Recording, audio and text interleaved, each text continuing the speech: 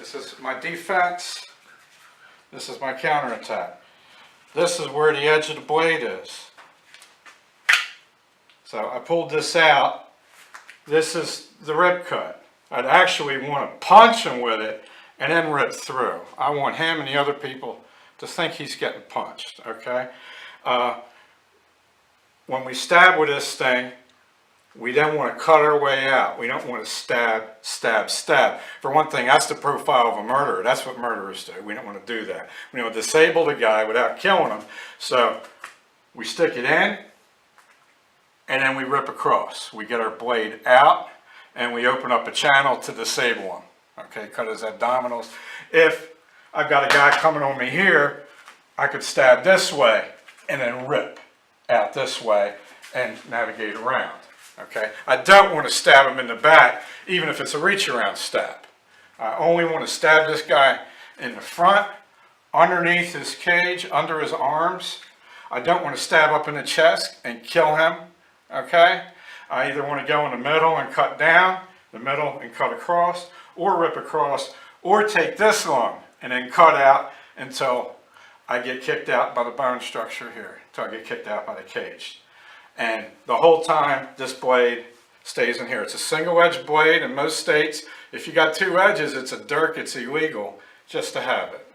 So do another one slow. So Okay.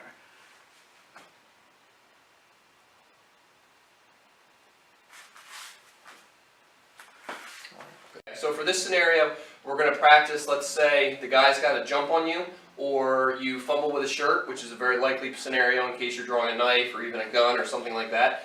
James is going to cover checking. So you need to clear space to get away, to be able to draw whatever your weapon is, whether it's a knife or a pistol. In this case, it's going to be a knife, but James is going to practice that. So I'm going to come in, collapse the space before he gets a chance to draw, and he's going to check and move off. So however this could be, it could be a push, it could be a hit. So I'm collapsing in.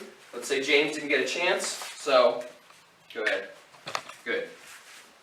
So again, if I come from the side, let's say I come from around a corner, I collapse in to grab him. Good. And right there. And then if I come from another side, again, the big thing that James is pointing, you can't see this in the film, but pressing, really pushing off with that. That way, if I do come in hard, right there. If you keep your feet weak or you're not ready to press into them, like if you don't press hard, so I come in, boom, I'm going to control. I'm going to press him in, I'm going to put him off balance. The stiff arm there is really important, so I come in again one more time, boom, really hard on the head, the neck, control, perfect.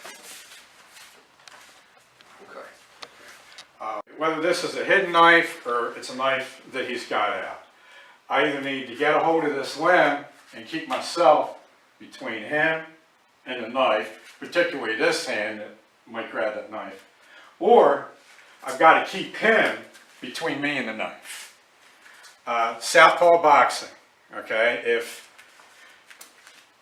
you could go here and try to get to his unarmed hip and get in that direction, that's where you need to go. As soon as he gets a read on it, you're going to have to bolt. You can fake this guy out for 1/2 turn, and that's it, and he's going to pursue you. So,